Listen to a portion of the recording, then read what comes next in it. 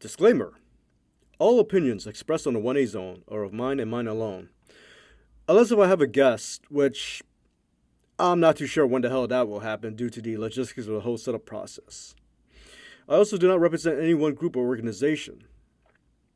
In any case, true to the name of the show, I will be covering a wide range of topics, ranging from politics to religion to the metaphysical, and even the mundane and trivial, such as video games and life events. Lastly, if you are easily offended, you are warned. Anyway, hope you enjoy the show. Feel free to leave a positive or negative comment, as long as it's relevant to the topic at hand and thought was put into it. Have a good one.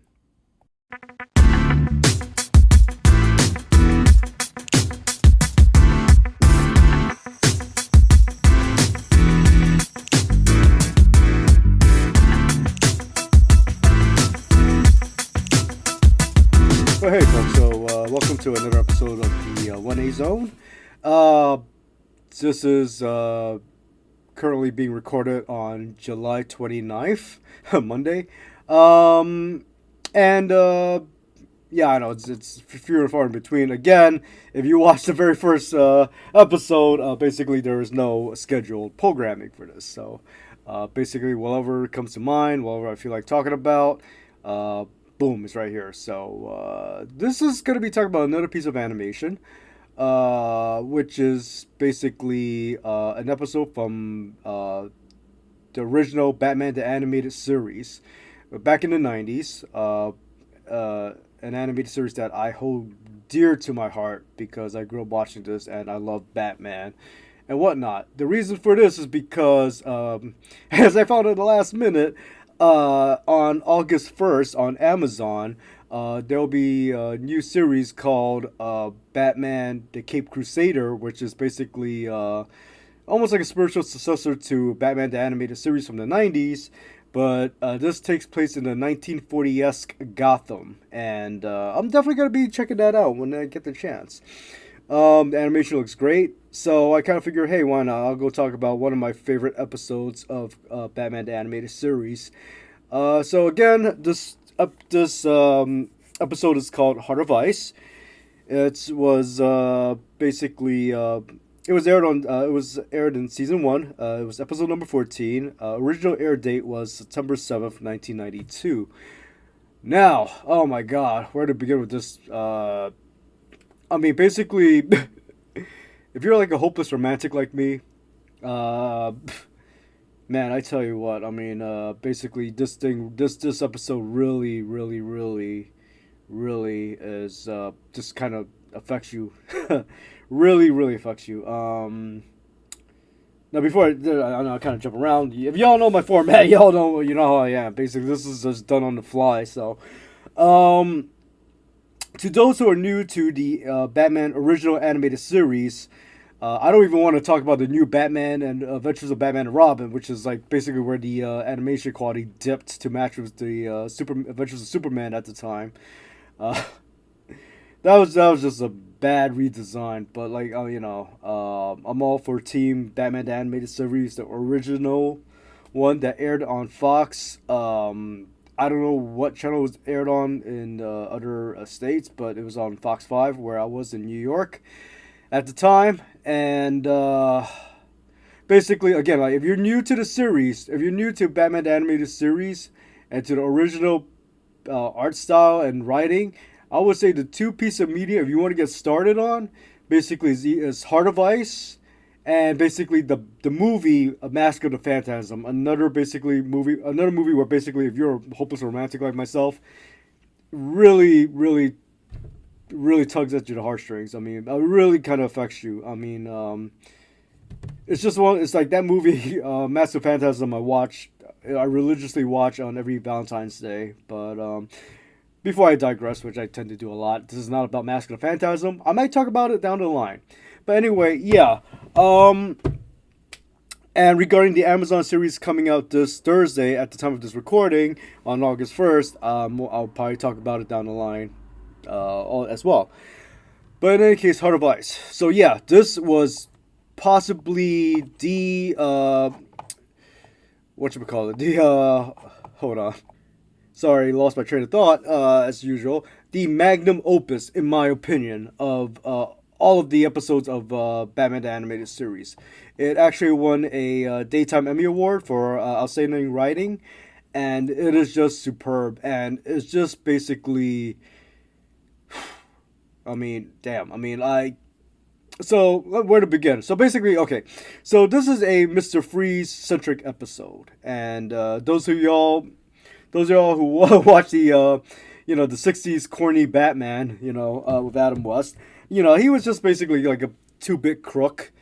And I believe I wasn't too big on comics back in the days, but basically I do believe that was his uh that was his basically shtick. Basically, he was just a two-bit crook, despite the fact that he uses a freeze gun and whatnot, and he's afflicted with this condition where he can't exist outside of sub-zero temperatures and whatnot.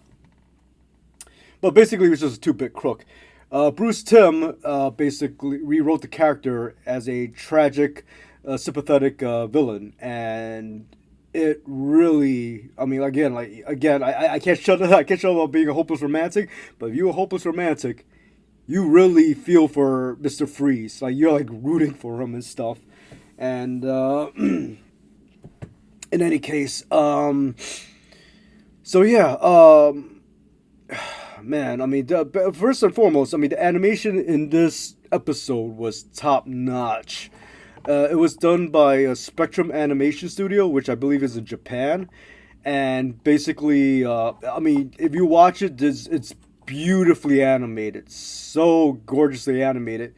I read somewhere on the wiki where basically they went above and beyond so much that basically it bankrupted them. Like basically just doing the frost effect for Mr. Freeze's helmet. I mean, it was just like crazy. Oh man, it's just so beautifully done. Like you have to watch it. But in any case, so spoiler warning from here on in. I probably should have said this from way in the beginning, but usually if I talk about any form of media, there's usually spoilers, so I got to keep that in mind. But yeah, so spoilers ahead. If you haven't watched it, you know, basically. Oh yeah, I'm just rambling right here. Yeah, so spoilers, spoilers for here on it. So anyway, man. So basically, what happened is in this series, Mr. Freeze, or known as Victor Freeze, before his tragic incident, he was married to his wife Nora, and down the line, before the episode starts, sometime before, she contracted a terminal illness, and basically he kind of figured that since he specializes in cryogenics, he kind of figures, hey, I'll just like freeze her until a cure is, found. Then he'll defrost her, and she can get the cure and whatnot. I mean, he was like so devoted to his wife and whatnot. And basically, of course, he didn't have the funds or the means, technology to do that on his own. So basically, the company that I worked for, who was owned by the CEO named Ferris Boyle, uh, he started secretly working on an experiment to freeze Nora, to cryogenically freeze her, and things were going progressively well until Ferris Boyle realized that his money was being used up somehow, and he investigated what was going on, and it tied back to Victor Freeze trying to save his wife. So, as Ferris Boyle, I'm not Ferris Boyle, sorry, as Victor Freeze was about to complete the process, um, he Ferris Boyle but basically busted into the lab with two armed guards and told Victor to stop and to pull Nora out of the cryogenic tube, which basically Victor Freeze, told him that basically it will kill her.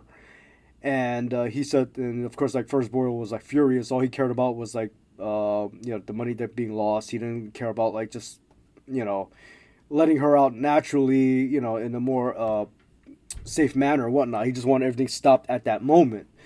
So basically, Victor Freeze, of course, like freaking out, because his wife's life is at stake. He grabbed one of the guards' gun and pointed at Ferris and told him, basically told him to back off. Ferris basically went up to him and just just played a role, saying like, no, no, no, calm down. We're gonna, we'll talk things out. Then he immediately kicked Victor Freeze into a vat of chemicals, which basically cryogenically froze his body, and the whole place was becoming a mess, and because of the exposure to the cryogenic chemicals, where first Boyle panicked, told the guards to leave, and he ran out, and basically Victor Freeze was left to left left to fate at that point. Basically, of course, he didn't die because he became Mr. Freeze down the line, and then in the whole episode, he was on this like just this rampant, nonstop, just mission of vengeance and revenge on Ferris Boyle, and he was collecting various items to create this big giant like ice gun to just completely basically kill off Ferris Boyle. But he was willing to.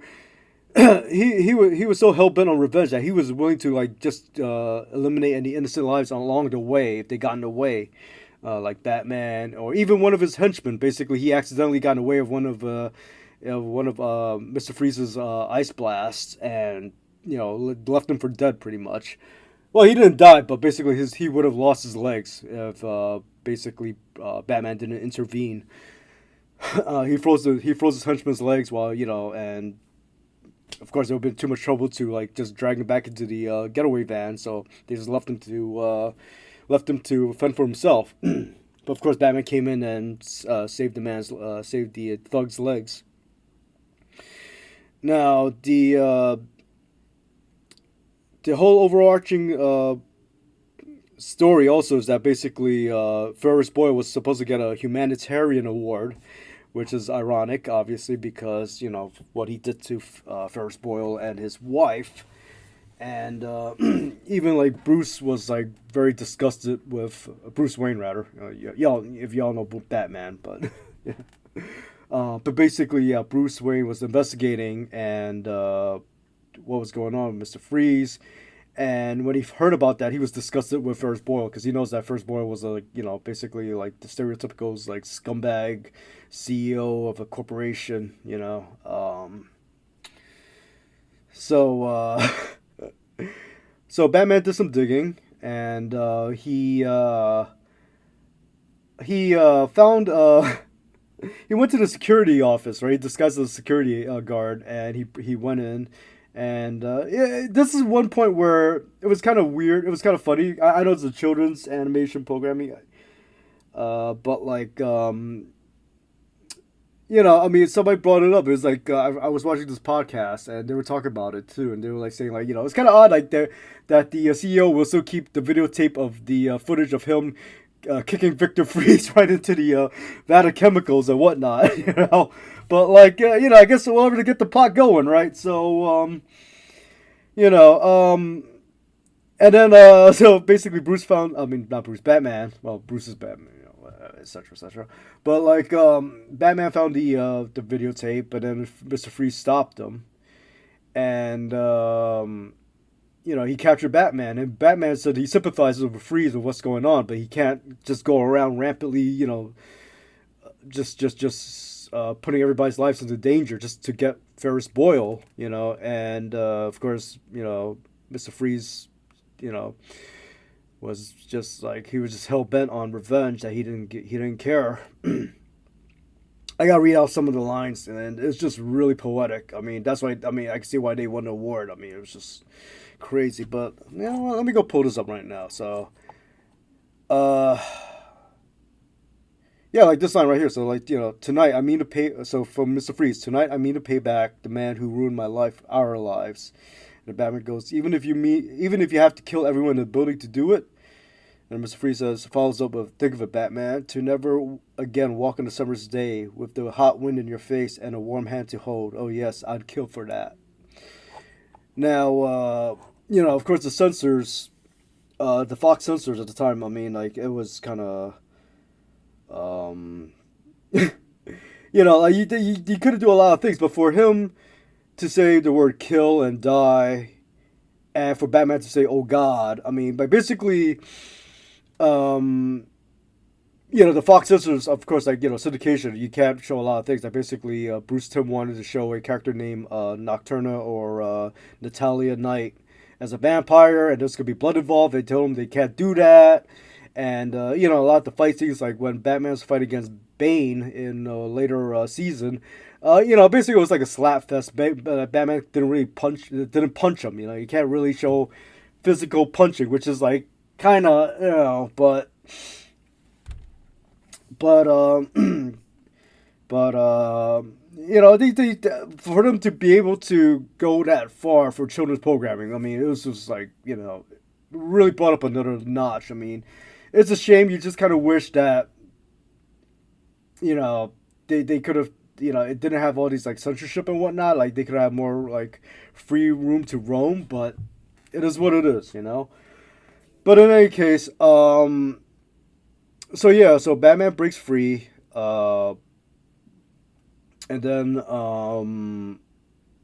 he goes after Mister Freeze. Mister Freeze realizes that he can't use the ice gun at the moment, the big giant one that he built.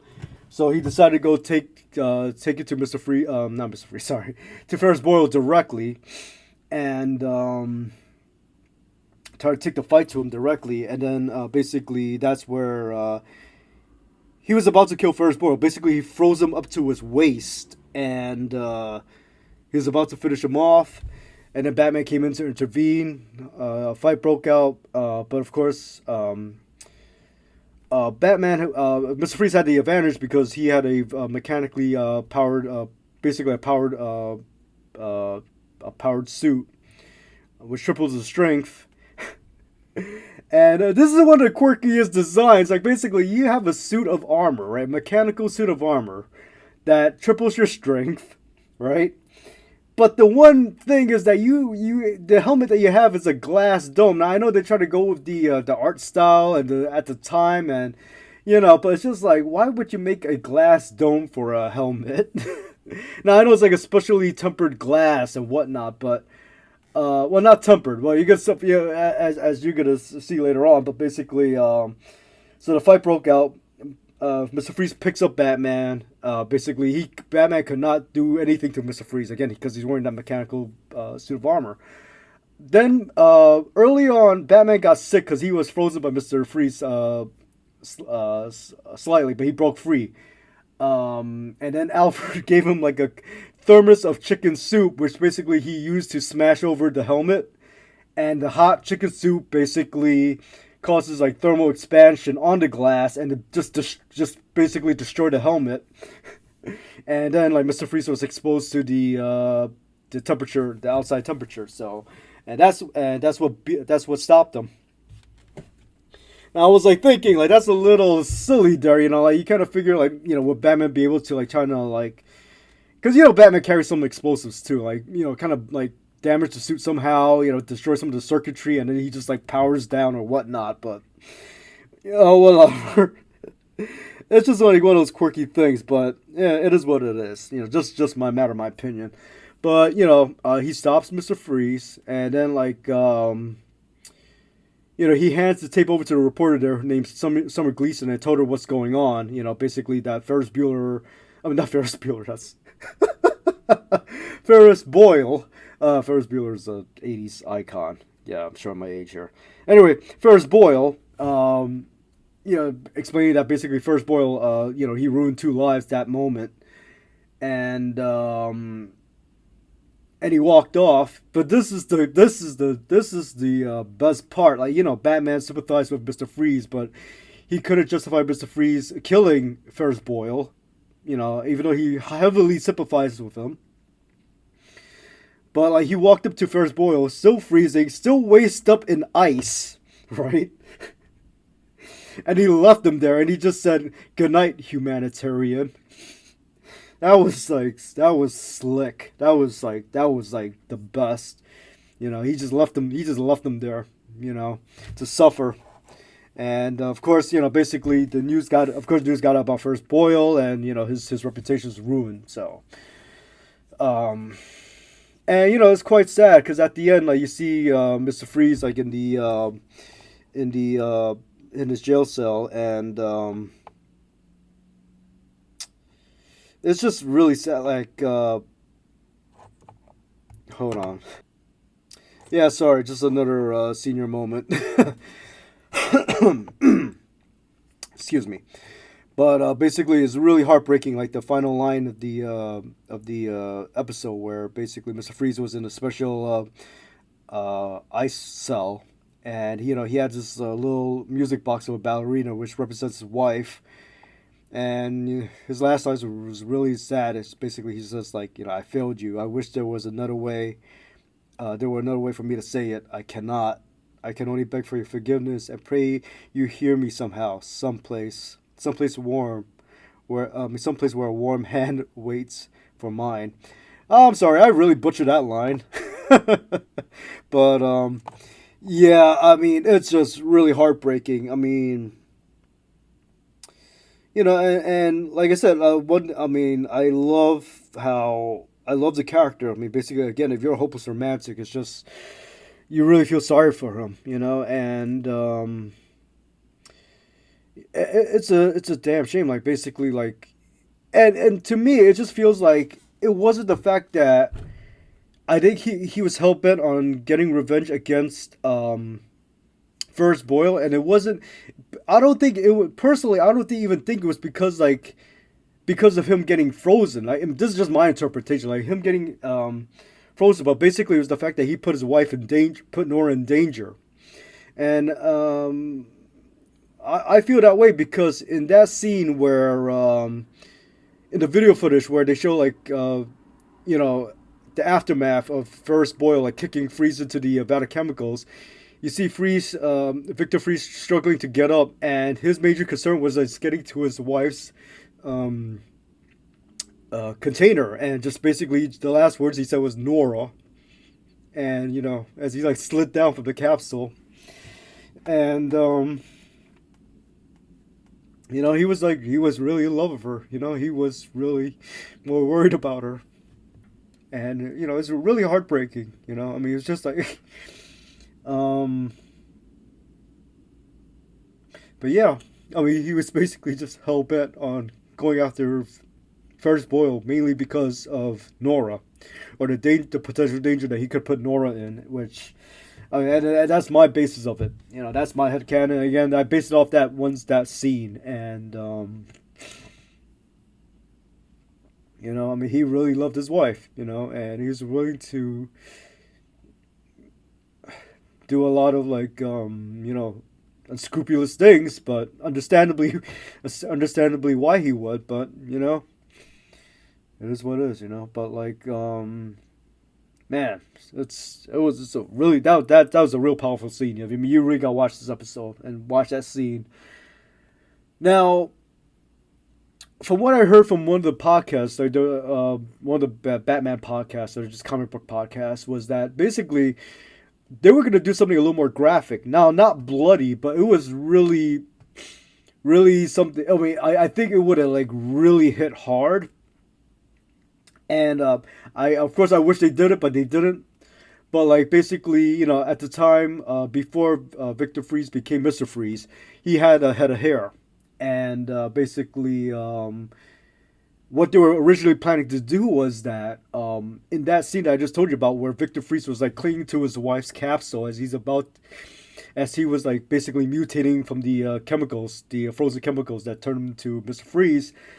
Um, they were going to animate like chunks of his hair falling off, like they were turning to bits of ice and just like freezing off. And yeah, I think they thought it was going to be too graphic, so they didn't do that. And what else? There was something else that again doing this off my top of my head right now. I don't have anything written down. Oh yeah, there was something else at the end. Basically, they were planning to when Mr. Freeze was in his jail cell, monologuing to his wife Um, and basically, you see, at the end, you see, his eyes tear up, and a teardrop rolls down his cheek, and it was supposed to be like it was supposed to turn to a snowflake, and that would have been like beautiful, and you know, but yeah, I mean, they didn't do either one of them.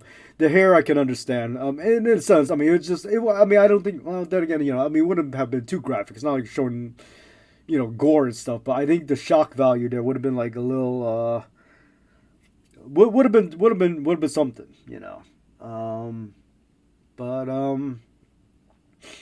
but yeah, I mean, it's definitely a great movie. Not a movie show. But going back to why I think Mr. Freeze was, again, like his mission of revenge was mainly because of his wife Nora, uh, and not because of his affliction. And now I'm gonna touch upon the animated movie Sub Zero, which came out I think in the late '90s. I only watched it once. I don't really watch the whole thing, but basically, again, spoilers for that movie too. I need to rewatch it, but basically, I remember at the end what happened was that basically, uh, Bruce, Batman, man, at the end, I'm not gonna talk about the whole movie because I kind of barely remember it, but Batman, actually saved Nora. So basically, Mr. Freeze got a hold of his wife's body again in the cryogenic chamber, and basically at the end, after the fight and all that, he saves Nora.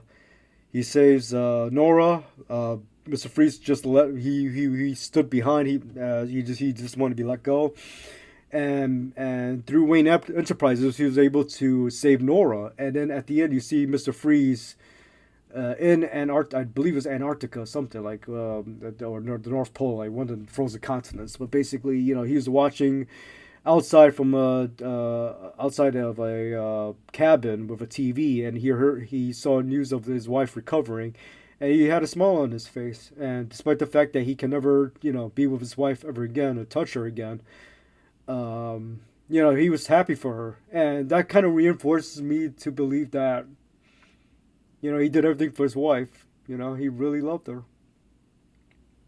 And, it really hits you hard when you're a hopeless romantic. I mean, it was just, like, really a shame. But, like, yeah, I really love this iteration of Mr. Freeze. I'm not even gonna talk about Batman and Robin, the movie, the live action movie with George Clooney, and I'm not even gonna talk about Arnold Schwarzenegger's portrayal of Mr. Freeze. That was a homage to the animated series Mr. Freeze, but it was just a corny mess, and he was cracking jokes all left and right. It was horrible. I'm not even going to talk about that. That was just horrible. That's out of my psyche. Hopefully. But yeah, man. I mean, like, basically, if you get a chance to watch it, definitely go watch it. I mean, again, like, if you're new to the Batman the animated series, definitely watch these two pieces of media: Heart of Ice and the Batman Mask of Phantasm, the movie. And this Thursday on August 1st, I'm not being promoted by Amazon or well, DC Comics, but basically, I mean, it's Batman Cape Crusader is going to be coming out with 10 episodes. I'm definitely going to watch it. I may talk about it down the line. Um, and, we'll see what happens. But, like, yeah, I mean, that's a wrap for me. And, hopefully you find this enjoyable. I mean, I'm talking about a really old piece of media, but it's really, really great, great, great storytelling. It's a great piece of animated media. Anyway, y'all have a good one. Good luck. God bless. Take care. And as always, keep it real. Later.